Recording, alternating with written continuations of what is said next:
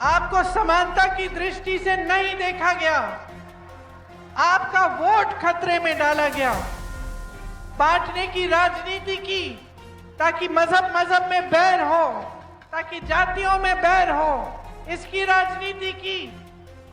एक झूठा राष्ट्रवाद पूरे देश भर में और यहाँ पर भी उन्होंने आपको दिखाया। करने मोदी जी यहाँ आते हैं और कहते हैं कितने पैसे दूं, 50 करोड़ दूं, 75 करोड़ दूं, क्या मतलब है इसका? सब पलायन कर रहे हैं, सब, हर एक परिवार में कोई ना कोई चले गया है, दूर चले गया है रोजगार के लिए। ये हाँ, तो मैं कह रही हूँ बिहार की जनता जो है रोज ये सह रही है। किसी भी महिला से पूछ लो, घबराती है, शाम को कहीं निकलना है, कहीं जान नहीं जाती। धन्यवाद।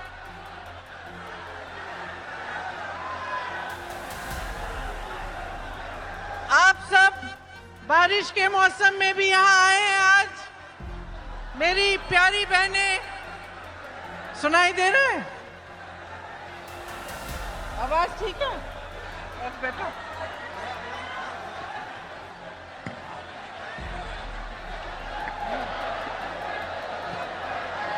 ये ठीक है?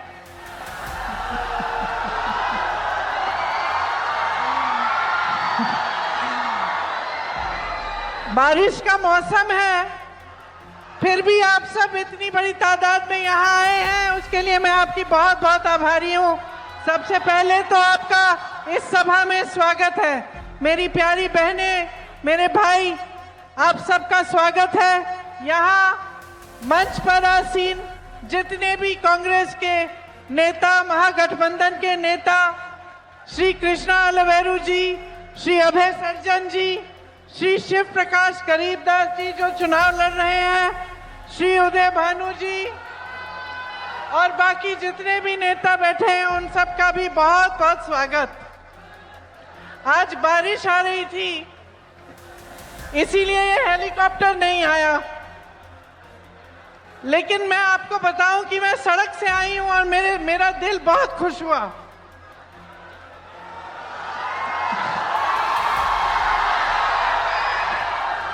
ये जो आपकी धरती है ना, बहुत ही सुंदर धरती है। गंगा मैया के साथ साथ सड़क थी, पवित्र धरती है। इसी धरती से महात्मा गांधी जी ने अपना सत्याग्रह शुरू किया अंग्रेजी साम्राज्य के खिलाफ। ये राजा जनक जी की तपोभूमि है, माता मंगला देवी की धरती है। राष्ट्र कवि श्री रामधारी सिंह दिनकर जी की धरती है। बिहार के केसरी बाबू श्री कृष्ण जी की धरती है। इस धरती को मेरा प्रणाम, मेरा नमन। भाई और बहनों, इस धरती जिसके बारे में हम बात कर रहे हैं, जिसके बारे में मैं आप सबके सामने ये भाषण देने जा रही हूं, इस धरती ने इस देश को बहुत कुछ दिया है। इस देश को आजादी दी है, इस देश को तरक्की दी, इस देश को बड़े बड़े अधिकारी दिए, बड़े बड़े नेता दिए, बड़े लेखक, बड़े कवि दिए।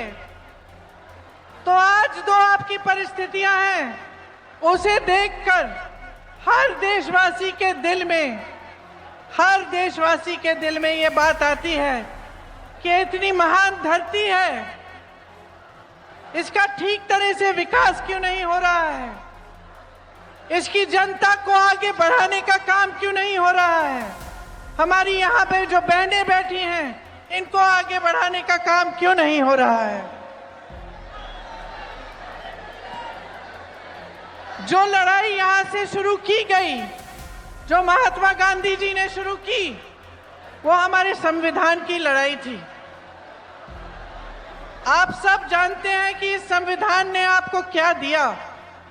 कौन बताएगा क्या दिया संविधान ने? बताओ क्या दिया? क्या दिया? आजादी दी कि नहीं दी? आत्मविश्वास दिया कि नहीं दिया? समान दृष्टि से बना ये संविधान, सबको अधिकार मिला, और सबसे बड़ा अधिकार क्या था? आपका वोट। ये आपका सबसे बड़ा अधिकार है जो आपके संविधान ने आपको दिया है, आपकी सबसे बड़ी शक्ति है। इसका मतलब यह है कि आप इस देश के नागरिक हो, और इस देश के नागरिक होने के तौर पे उसके आधार पर सभी स्कीमें आपको मिलती हैं। सारी सरकारी स्कीमें, सारी सरकारी मदद, सबका आधार यही है कि आप वोट देते हो, आप इस देश के नागरिक हो। इसी को कमजोर करने का काम नरेंद्र मोदी जी और भाजपा की सरकार ने किया है। 20 सालों से एनडीए की सरकार चली है बिहार में। आपके अधिकार मजबूत नहीं बने, कमजोर बने। आपको समानता की दृष्टि से नहीं देखा गया, आपका वोट खतरे में डाला गया। बांटने की राजनीति की, ताकि मजहब में बैर हो, ताकि जातियों में बैर हो, इसकी राजनीति की। एक झूठा राष्ट्रवाद पूरे देश भर में और यहां पर भी उन्होंने आपको दिखाया। आपका ध्यान भटकाने के लिए कभी कोई मुद्दा उठाया, कभी कोई और मुद्दा उठाया। अभी हाल ही में एसआईआर करवाया जिससे 65 लाख वोट काटे गए हैं आपके। तो जब आपके 65 लाख वोट कटते हैं तो इसका मतलब क्या है आपके लिए? कि आपके अधिकार कट रहे हैं, आपको कमजोर बनाया जा रहा है। जितनी भी स्कीमें हैं, जितनी भी सरकारी स्कीम आपको मिलती हैं, जितने भी सरकारी फायदे आपको मिलते हैं सरकारी, वो सब कमजोर बन जाएंगे। तो आपको समझना बहुत जरूरी है कि ये जो एसआईआर है जिससे आपके वोट काटे गए हैं, इससे आपके रोज के जीवन पर क्या असर पड़ेगा।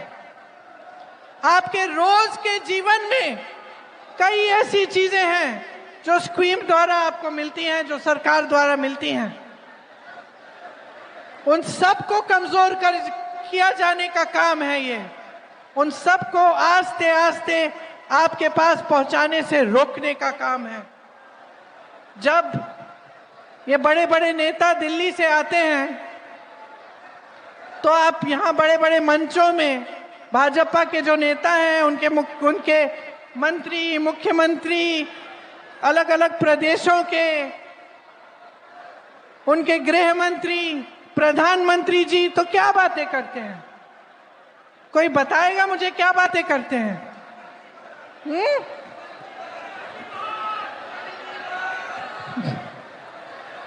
नेहरू जी की बात करते हैं, पुरानी बातें करते हैं।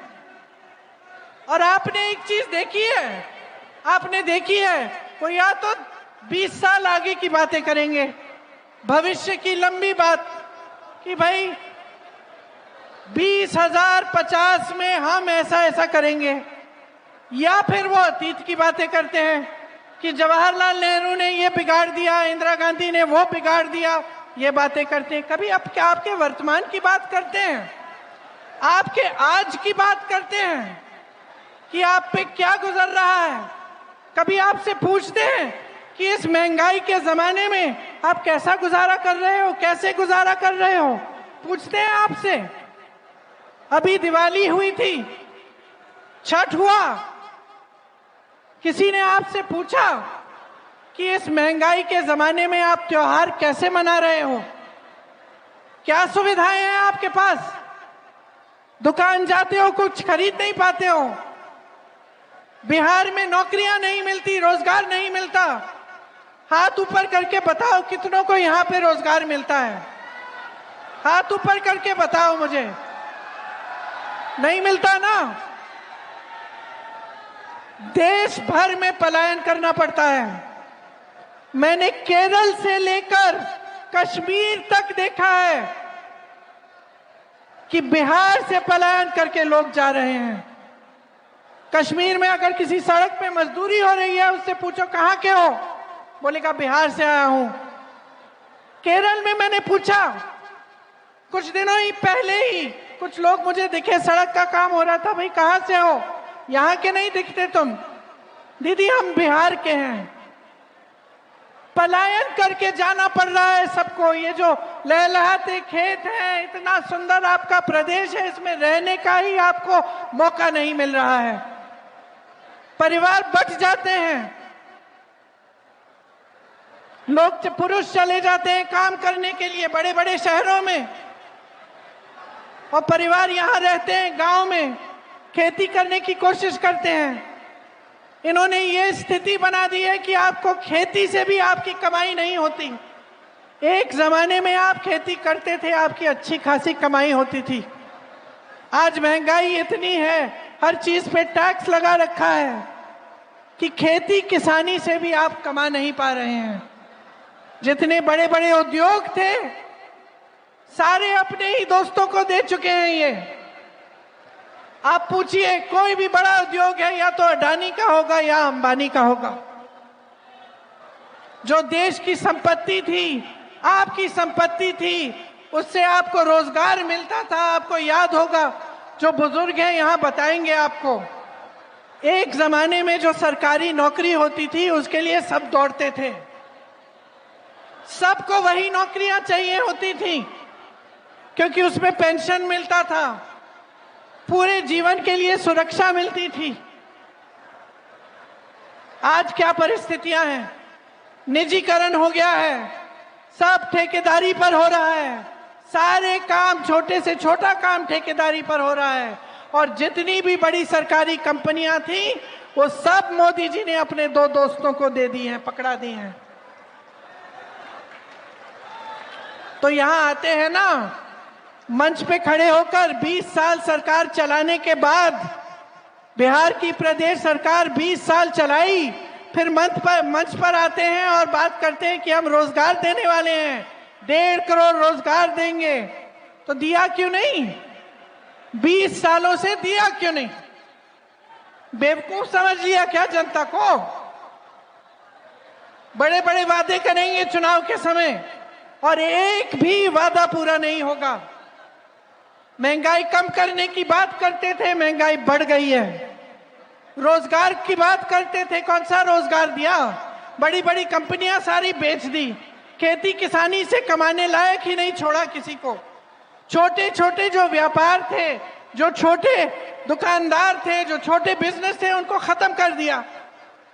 तो बचा क्या है? बचा क्या है? और कुछ नहीं बचा है इनके हाथों में, कुछ नहीं करेंगे, क्योंकि जो आपका था वो सारा इन्होंने अपने दोस्तों को दे दिया है।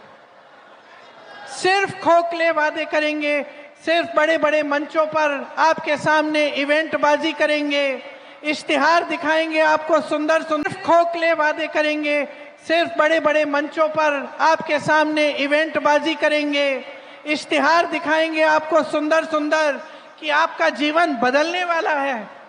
तो किसका जीवन बदला है इन 20 सालों में? बताओ भाई, मुझे बताओ, किसी का जीवन बदला है? बहन तुम खड़ी हो, तुम्हारे लिए क्या किया? तुम जब अपनी बच्चों को देखती हो, दिल घबराता है कि नहीं कि कैसे बड़े होंगे, कि मैं खिलाऊंगी कैसे इनको, मैं पढ़ाऊंगी कैसे इनको, बड़े होंगे तो नौकरी कौन देगा इनको? दिल घबराता है कि नहीं? बीमार होते हैं तो दिल घबराता है ना, सोचती हो कि दवा कहां से मिलेगी, मैं डॉक्टर के पास जाऊंगी, प्राइवेट जाना पड़ेगा, और प्राइवेट में जाऊंगी तो इतने पैसे लगेंगे, मैं कैसे इलाज करवाऊंगी? कोई घर में बुजुर्ग होता है तो उसकी देखभाल कैसे होती है? बहन तुम क्या काम करती हो? कुछ नहीं करती, लेकिन घर का सारा काम करती हो ना। सुबह से शाम तक तुम्हें आराम मिलता है? नहीं मिलता ना। यही स्थिति बिहार की हर महिला की है, हर महिला की है, चाहे वो काम करती है चाहे नहीं करती है, चाहे उसका रोजगार हो चाहे ना हो, चाहे वो खेती में सुबह से शाम तक काम ना करती हो, वो घर आती है और सब कुछ संभालती है, अपने बच्चों को संभालती है, उनका देखभाल करती है, बुजुर्गों का देखभाल करती है, सबका खाना परोसती है, ये देखती है कि सबको मिल गया है, सबने खा लिया है, तभी खाती है, तभी सोती है, और फिर भी सुरक्षित नहीं है। फिर भी महिलाओं के खिलाफ अपराध बढ़ चुके हैं, बहुत बढ़ चुके हैं, घबराती है, कहीं जाना है, शाम हो रही है, जा नहीं पाती है, नौजवान है, नौकरी चाहती है, रोजगार चाहती है, मुश्किल में है। तो क्या किया है आपके लिए? 20 साल से सरकार चलाई है और लूटा है, और क्या किया है? झूठे वादे किए हैं, और क्या किया है? मोदी जी कहते हैं डबल इंजन की सरकार चलाएंगे, गलतफहमी में मत होना, कोई डबल इंजन नहीं है, एक सिंगल इंजन है इनका और दिल्ली से चलता है। आपकी कोई सुनवाई नहीं है, लेकिन आपके सीएम की भी कोई सुनवाई नहीं है, नीतीश कुमार जी का कोई आदर नहीं है, उनकी भी सुनवाई नहीं है। आज ये परिस्थिति है बिहार की कि सब कुछ केंद्र से चल रहा है। यहाँ पे आपके प्रदेश में कौड़ियों के दाम पर जमीन बांटी जा रही है बड़े बड़े उद्योगपतियों को। आपको क्या मिल रहा है? आज आपकी जो परिस्थिति है वो ऐसी है कि अगर आप जागोगे नहीं, अगर आप अपनी किस्मत को, अपने भविष्य को अपने हाथों में नहीं लोगे, तो कुछ नहीं बदलने वाला, कुछ नहीं बदलने वाला। बड़े बड़े नेता आएंगे, वादे करेंगे, भविष्य की बात करेंगे, अतीत की बात करेंगे, आपके वर्तमान की बात नहीं करेंगे। और मैं आपसे ये कहने आई हूं कि ये जो वर्तमान है ना, ये जो आपका आज है, ये आप जी रहे हो। ये सुबह उठ के जब घबराहट होती है कि फिर से रोजगार ढूंढने निकलना है या वापस चले जाना है किसी दूर शहर में जहां अपना कोई नहीं है, जहां अपना कोई नहीं है, लेकिन जाना है क्योंकि यहां रोजगार नहीं मिलेगा। ये जब घबराहट होती है ना, तब कोई नहीं रहता आपका सहारा, कोई नहीं आता। ये मोदी जी, ये अमित शाह जी, ये बड़े बड़े नेता तब नहीं आते आपकी मदद करने के लिए। यहां उन्होंने बिहार की जो परिस्थिति बनाई है, उसमें से अगर आपको निकलना है तो आपको बदलाव लाना पड़ेगा।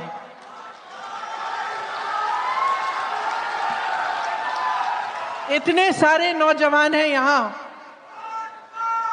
बताओ सब पढ़े लिखे हो?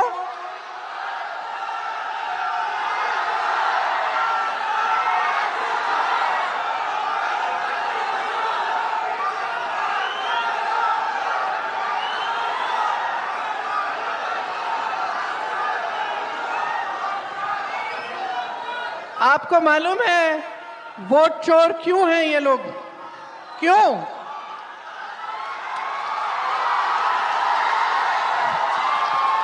वोट चोरी क्यों कर रहे हैं मालूम है? पहले तो इन्होंने बांटने की कोशिश की, थोड़ी देर के लिए चल गया काम इनका, है ना।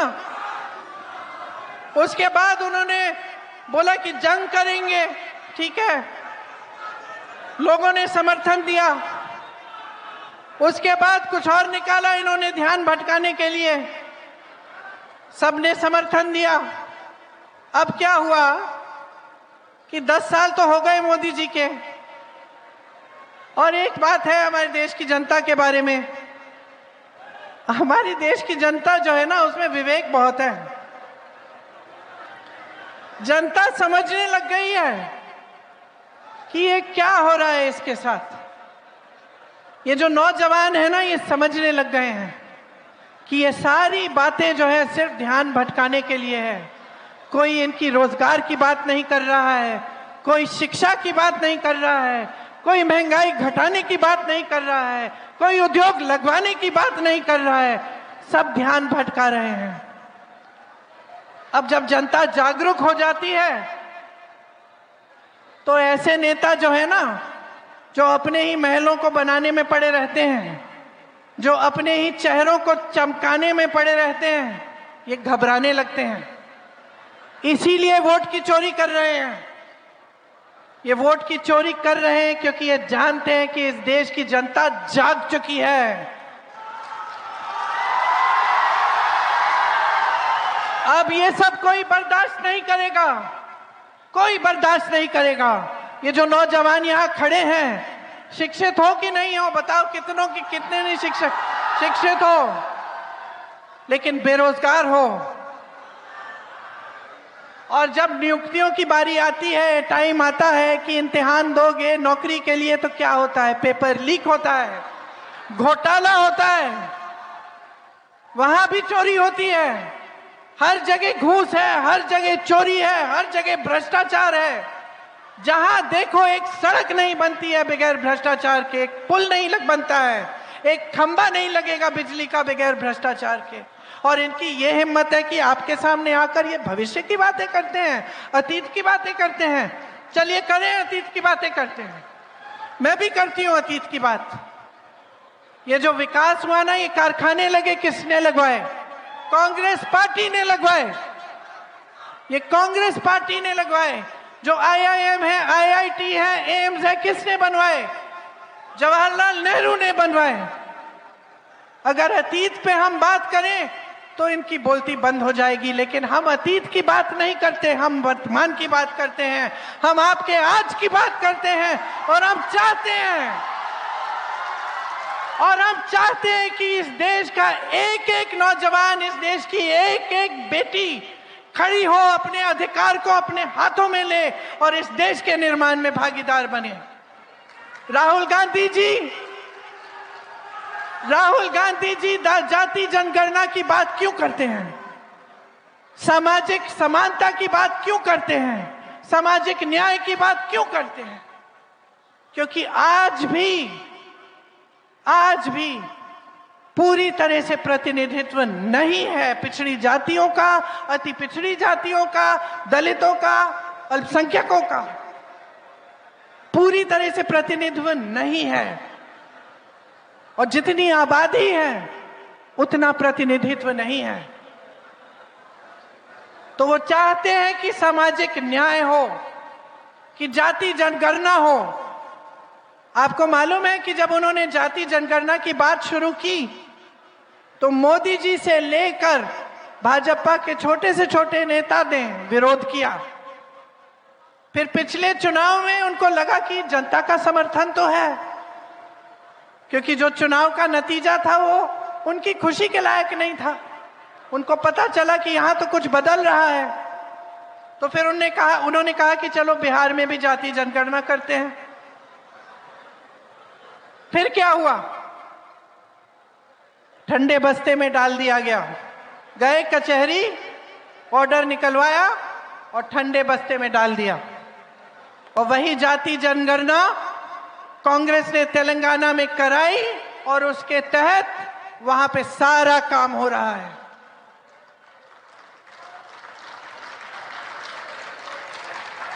मेरी बहनें, मैं भी आपकी तरह महिला हूं। मैं समझती हूं कि किस तरह से एक महिला को हमेशा, चाहे बड़े घर की महिला हो, चाहे गांव की महिला हो, चाहे शहर की महिला हो, चाहे गरीब महिला हो, हमेशा समाज का पूरा बोझ उठाने वाली महिला होती है। महिला ही सब काम करती है, घर पे भी, बाहर भी, खेती में भी, ऑफिस का काम भी हो फिर भी घर का काम करेगी। आप सब जानती हो, आंगनवाड़ी का काम करती हो, आशा बहुएं हैं, कितना काम होता है, 24 घंटे होना पड़ता है। किसी की डिलीवरी हो रही है, बीच रात में आपको फोन आएगा, आपको जाना पड़ेगा, आपको बुलाया जाएगा। इतना मुश्किल है जीवन, इतना संघर्ष है जीवन में। तो आप मुझे बताओ, 20 सालों से सरकार रही है, वहां मोदी जी ने अपने रिमोट कंट्रोल से चलाई है। आपके लिए क्या किया? और अब चुनाव आने वाला है तो ऐलान कर दिया कि लो 10,000 रुपए लो। क्या मतलब है इसका? क्या मतलब है इसका? कि जब आपसे फायदा लेना है, जब आपसे फायदा लेना है तो आपके लिए स्कीम निकाली जा रही है, और जैसे ही चुनाव खत्म होगा भगवान जाने आपको ये 10,000 मिलेंगे या नहीं मिलेंगे, या आपके लिए कुछ करेंगे या नहीं करेंगे। नहीं करेंगे। आप अच्छी तरह से जानते हैं, मेरे से अच्छी तरह जानते हैं। तो नियत पहचानो, इनकी नियत पहचानो। नियत ठीक नहीं है। तो 10,000 रुपए जो दे रहे हैं ना, ठीक है, ले लो, लेकिन वोट एकदम सोच समझ के डालो, वोट मत दो।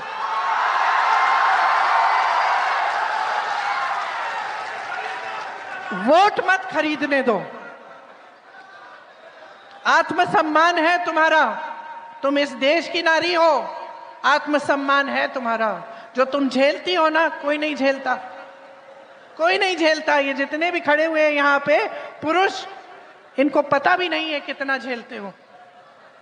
आत्मसम्मान है तुम्हारा, गर्व है तुम्हारा अपना, कि इस देश की जो नई पीढ़ी है उसकी परवरिश तुम करती हो, उसे बड़ा तुम करती हो। चाहे कुछ भी हो जाए, कितने भी संघर्ष करने पड़े, जितनी भी तुम्हें उसके लिए जो भी करना पड़े तुम करोगी, लेकिन उस नई पीढ़ी को तुम आगे बढ़ाओगी, किसी ना किसी तरह से शिक्षित करोगी। मैंने यूपी में देखा है, गांव की महिलाएं थी, खुद शिक्षित नहीं थी, क्या क्या संघर्ष किए उन्होंने अपनी बेटियों को पढ़ाने के लिए। इसीलिए आत्मसम्मान है आपका। ये पूरा समाज जो है, ये पूरा देश जो है, इसको आप जीवित रखती हैं, इसको आप मजबूत रखती हैं, इसकी परवरिश आप करती हैं।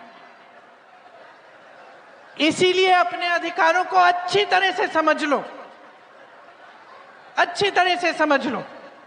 आज मैं भी आपके सामने खड़ी हूं, वादे करूंगी, मैं भी बताऊंगी कांग्रेस क्या करेगी। अगर नहीं किया कांग्रेस में ने, तो बदल देना उसके बाद, क्योंकि हमारे लिए आप ज्यादा महत्वपूर्ण हो।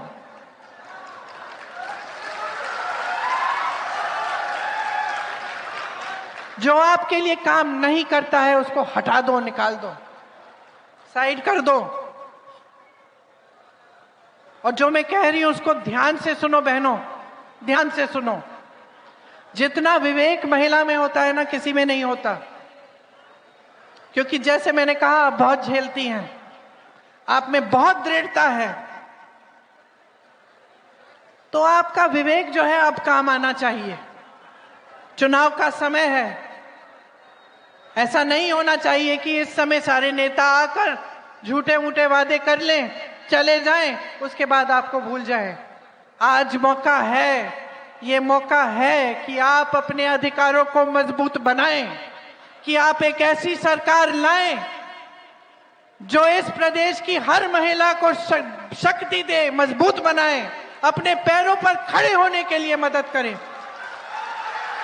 आज ये मौका है कि आप एक ऐसी सरकार बनाएं जिसमें आपको शिक्षा मिले, जिसमें आपके पेपर लीक ना हो, जो एक कानून लाए पेपर लीक के खिलाफ, जिसमें आपको रोजगार मिले, जिसमें जो आपकी संपत्ति है, जो बड़े बड़े कारखाने सालों पहले यहां लगाए गए थे, वो आपकी संपत्ति है। वो बड़े बड़े उद्योगपतियों को, जैसे मोदी जी चॉकलेट बांट रहे हैं, उस तरह से बांटते हैं, वो बांटे ना जाएं, वो दिए ना जाएं। वो संपत्ति आपकी संपत्ति रहे, और उस संपत्ति से आपको रोजगार मिले, आपको मजबूती मिले। ये मौका है, आज मौका है कि आप, जो बिहार की जनता है, अपने आप को पहचानो। इस देश को खड़ा किया है आपने। आप देश भर में जाओ, बिहार के लोग मिलेंगे।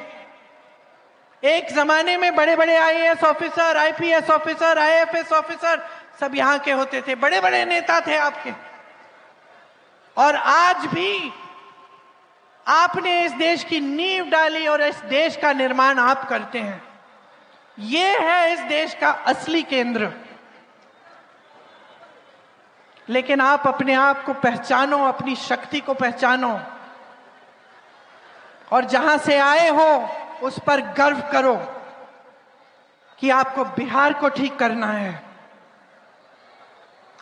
आपको ऐसे नेताओं की बातों में नहीं पड़ना जो सिर्फ अपना स्वार्थ साध रहे हैं, जो सिर्फ अपने जैसे मैंने कहा अपने चेहरे को चमकाने में पड़े हैं। आज ये मौका है। ये जो आपका उम्मीदवार है, आ जाओ सामने।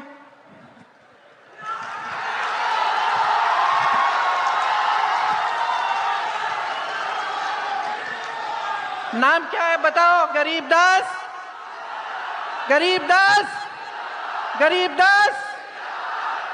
ये नौजवान है, आप में से एक है, आपको समझता है, आपके लिए संघर्ष करेगा, आपके लिए लड़ेगा और आपके अधिकारों को आपके हाथों में देगा।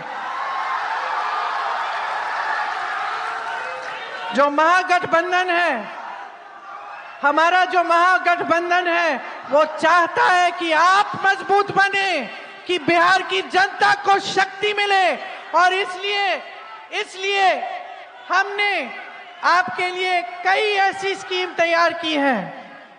सुनिए मेरी बहनें, विधवा, दिव्यांगजन, वृद्ध और वृद्ध पेंशन 1500 प्रति माह दिया जाएगा और हर वर्ष इसमें 200 रुपए की बढ़ोतरी होगी।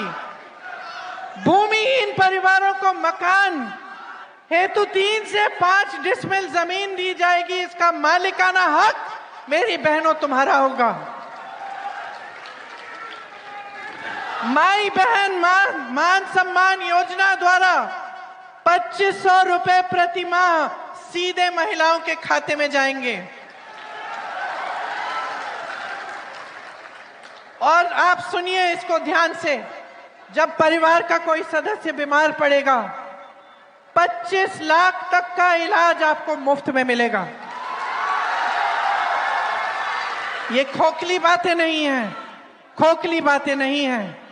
जहां कांग्रेस की सरकारें हैं, प्रति माह महिलाओं को मिल रहा है पैसा। जहां कांग्रेस की सरकार थी राजस्थान में, वहां ये 25 लाख का स्वास्थ्य बीमा हर जन को मिलता था। मैं ऐसे लोगों से मिली जिनके हार्ट के ऑपरेशन, कैंसर का जो पूरा जो इलाज था, पूरा कराया गया, एक पैसा नहीं देना पड़ा। प्रमाण है आपके सामने और उस प्रमाण के तौर पर यह वादा किया जा रहा है। गरीब परिवारों को अगर उद्योग के शुरू करना है तो उसके लिए 2 लाख तक की सहायता मिलेगी। हर विधानसभा में स्थानीय रोजगार को बढ़ावा देने के लिए 10 करोड़ का बिहार बनाओ स्टाइपेंड फंड मिलेगा। न्यूनतम समर्थन मूल्य की गारंटी दे रहे हैं हम। एपीएमसी के तहत मंडी की व्यवस्था लागू की जाएगी। लाखों सरकारी पदों पर नियुक्तियां बिहार जो बंद हैं आज, वो बिहार वासियों को विशेष आरक्षण मिलेगा उनमें। मनरेगा में 300 रुपए प्रतिदिन मजदूरी और काम के दिन 2 गुने किए जाएंगे। जहां पेपर लीक होगा वहां सख्ती से कार्रवाई की जाएगी। एक जॉब कैलेंडर बनेगा जिससे जिस दिन परीक्षा है उसका दिन, जिस दिन रिजल्ट आना है उसका दिन, जिस दिन नियुक्तियां होंगी उसका दिन पहले से तय किया जाएगा। अगर कोई भी उसको इधर उधर करेगा उस पर सख्त से सख्त कार्रवाई होगी। अंग्रेजी मॉडल विद्यालय, आवासीय विद्यालय बनाए जाएंगे और 3 साल की डिग्री 3 साल में खत्म की जाएगी। आज 3 साल की डिग्री में 5-6 साल लगा रहे हैं लोग। जो शिक्षा की व्यवस्था इतनी मजबूत थी बिहार की, वो एकदम कमजोर हो चुकी है। सामाजिक न्याय का अधिकार देना चाहते हैं हम आपको, और महागठबंधन ने यह ऐलान किया है कि पंचायती राज एवं नगर निकायों में ईबीसी आरक्षण 30% और एससी आरक्षण 20% किया जाएगा। अति पिछड़ा वर्ग अत्याचार निवारण अधिनियम बनाया जाएगा, जिससे जो आजकल जो अपराध बढ़ा है, जो अत्याचार बढ़ा है अति पिछड़ी जातियों पर, उस पर नियंत्रण लाने के लिए और उसको बंद करने के लिए यह लागू होगा। निजी शिक्षा संस्थानों में आरक्षण लागू होगा। तो ये सब हम करना चाहते हैं आपके लिए। आप जानते हैं कि अपराध कितना बढ़ गया है, सिर्फ महिलाओं पर नहीं, बच्चों पर भी बहुत बढ़ गया है, और अति पिछड़ी जातियों पर, दलितों पर तो बहुत ही ज्यादा बढ़ गया है, अल्पसंख्यकों पर बढ़ गया है। तो हमें परिस्थिति बदलनी है। आपने हाल ही में देखा बड़े बड़े व्यापारियों की हत्या हो रही है। कल परसों एक नेता की भी हत्या हो गई चुनाव के दौरान। तो अब मुझे बताओ, बदलाव लाना है कि नहीं लाना है? बदलाव लाओ, अपने लिए लाओ, इन नौजवानों के लिए लाओ जो यहां बेरोजगार खड़े हैं शिक्षित होने के बावजूद। अपने बच्चों के लिए लाओ, बहनों अपने लिए लाओ, आपको मौका मिले। जो नौजवान बच्चियां हैं उनको मौका मिले रोजगार का, आगे बढ़ने का, उनके विकास का। तो ये समय है कि आपको सब चीजें अच्छी तरह से समझनी है। अपने वर्तमान को देखना है, अपने आज को देखना है, अपने अधिकारों के लिए लड़ना है। महात्मा गांधी जी जब लड़े थे तो बड़ा साम्राज्य था उनके आगे, और उस साम्राज्य ने सब कुछ किया, हत्याएं की, हिंसा की, लोगों को दबाया, कोई सवाल उठाता था उसको जेल में डाल देते थे। आज की परिस्थितियां भी कुछ वही हैं। आज भी कोई सवाल करता है तो उसको दबाया जाता है, कोई धरना प्रदर्शन करता है उसको उठा के जेल में डाल दिया जाता है, पुलिस पीट देती है। आज भी जिस तरह से अंग्रेजों ने लोगों को दबाकर राज किया, आज भी वोट चोरी क्या है? लोगों को दबाने का नया तरीका है। वोट चोरी करते हैं, बार बार चुनाव जीतते जाते हैं और लोगों को दबाकर सारी संपत्ति अपने बड़े बड़े मित्रों को दे देते हैं। तो आज भी वही लड़ाई है बहनों और भाइयों, सच्चाई की लड़ाई है, आपके अधिकारों की लड़ाई है, इस देश की लड़ाई है जिससे हम सब प्यार करते हैं।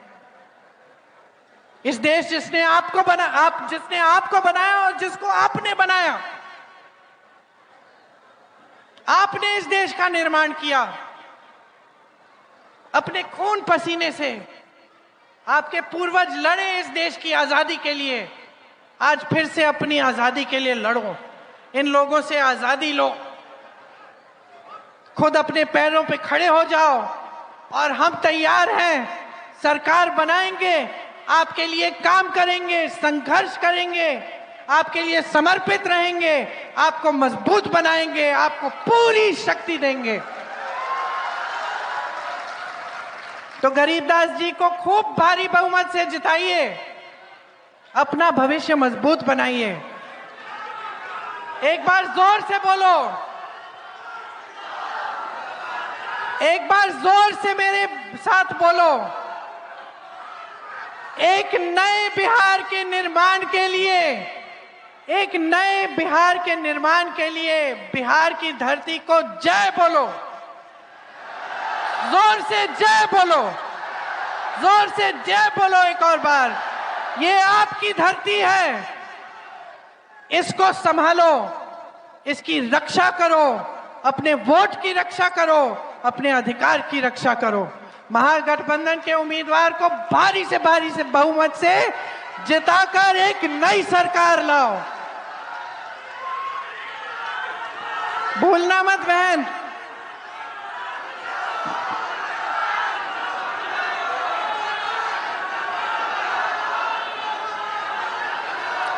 जय हिंद, जय हिंद, जय हिंद।